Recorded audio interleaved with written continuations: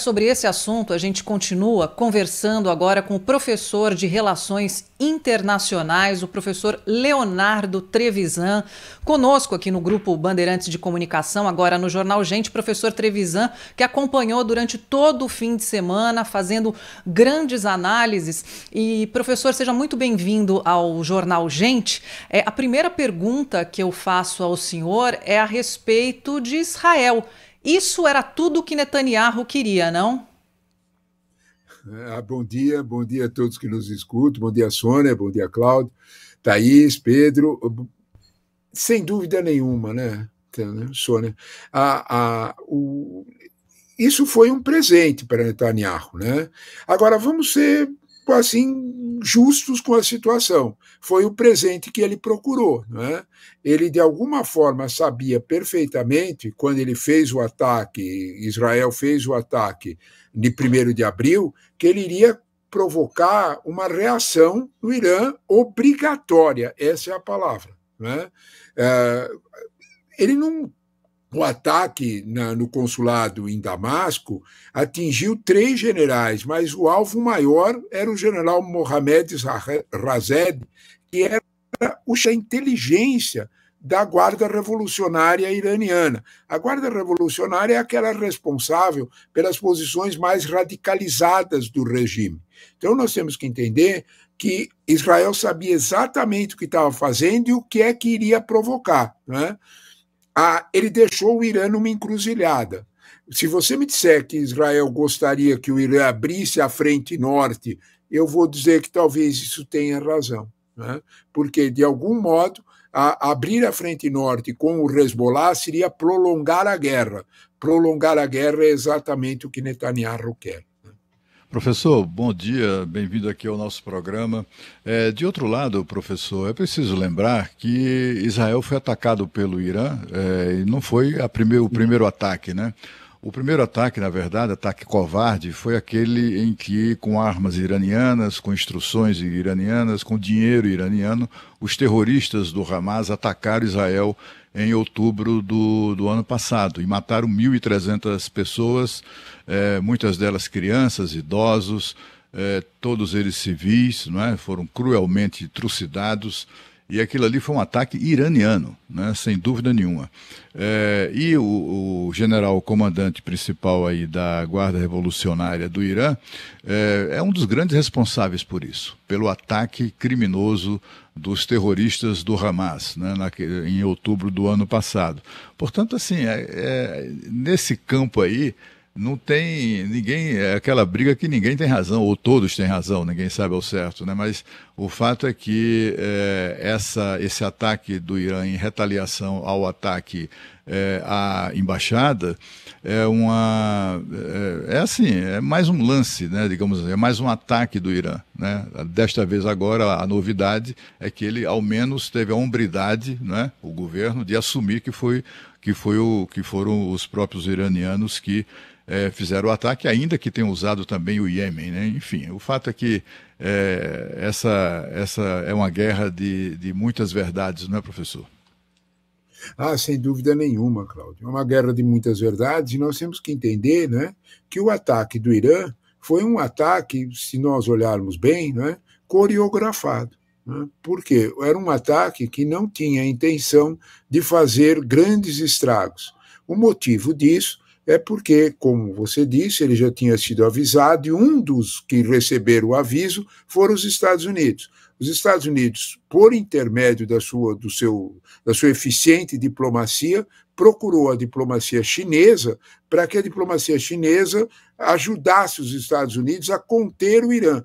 E foi exatamente o que aconteceu, né? O Irã foi contido na violência da sua resposta, porque para os interesses americanos e para os interesses chineses não convém uma escalada da guerra. Um motivo todo mundo sabe. Escalada da guerra vai significar subida no preço do petróleo. Se o preço do petróleo subir, a inflação vai aparecer mais significativa nos Estados Unidos, o que vai prejudicar a candidatura Biden. Se o preço do petróleo subir, vai haver menor consumo no mundo de uma série de produtos fabricados pelos chineses, e os chineses não querem isso. Os chineses querem reconstruir sua economia com os problemas desde a pandemia. Não há dúvida nenhuma que para os dois grandes gigantes do mundo, Estados Unidos e China, não interessava a escalada de guerra de modo algum.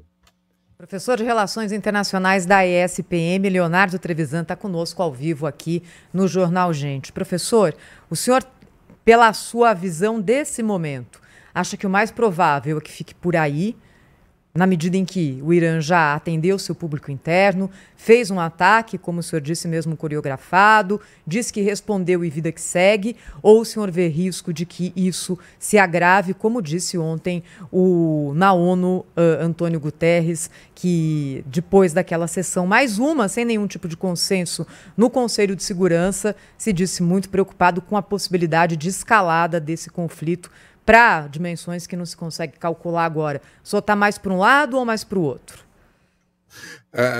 Thaís, você fez uma pergunta interessante, porque você reproduziu exatamente o sentido da frase do Antônio Guterres, que é o secretário-geral da ONU. Nós estamos à beira do precipício. Lembra? Ele falou isso, nós estamos à beira do abismo. Né? É exatamente isso. Né? Na verdade, as mãos de gato estão se mexendo para provocar os radicais dos dois lados. Se nós temos os radicais iranianos provocados e o governo moderado, a atitude mais moderada do governo iraniano, porque tem que negociar com os chineses, controla, nós vamos assistir exatamente o mesmo quadro dentro do gabinete israelense. Na reunião de ontem, no gabinete israelense, o gabinete se dividiu. Né? O ministro das Finanças e o ministro da Segurança Nacional, Itamar Ben-Gvir, eles radicalizaram posições e cobraram do primeiro-ministro Netanyahu que atacasse o Irã. É preciso lembrar que ontem, né, o presidente Biden, através do seu porta-voz, deixou bem claro que os Estados Unidos não acompanhariam Israel em um ataque, em um novo desdobramento, em um ataque ao Irã. Motivo, aquilo que estávamos falando, não há interesse de ninguém de escalonar a guerra. É neste quadro, é nesse contexto que a gente precisa entender a tua pergunta. Não é? Será que Israel vai depender exatamente, Thaís, de que força vai ganhar as guerras internas. Em Israel, talvez a gente precise observar os próximos movimentos dentro do gabinete. É fato que a pressão da diplomacia ocidental com os Estados Unidos à frente será muito sensível em Israel.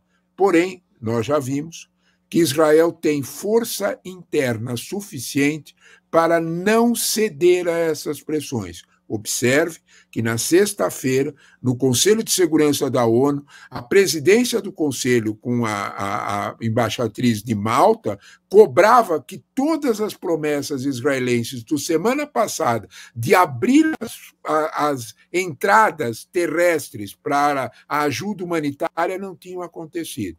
Em outras palavras, Israel tem força suficiente para negar a pressão do Conselho de Segurança da ONU. É neste quadro que talvez a gente precise observar que a bola está inteirinha com Netanyahu.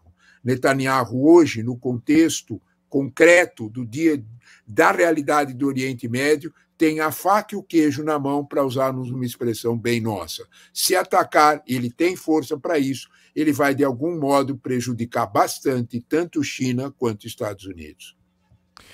Professor Leonardo Trevisan, professor de Relações Internacionais da ESPM, nos ajudando a entender o que está por trás desse conflito no Oriente Médio. Foi um prazer conversar com o senhor mais uma vez ao vivo aqui no Jornal Gente. Até uma próxima oportunidade. Eu é que agradeço o convite de vocês. Bom dia a todos, amigos.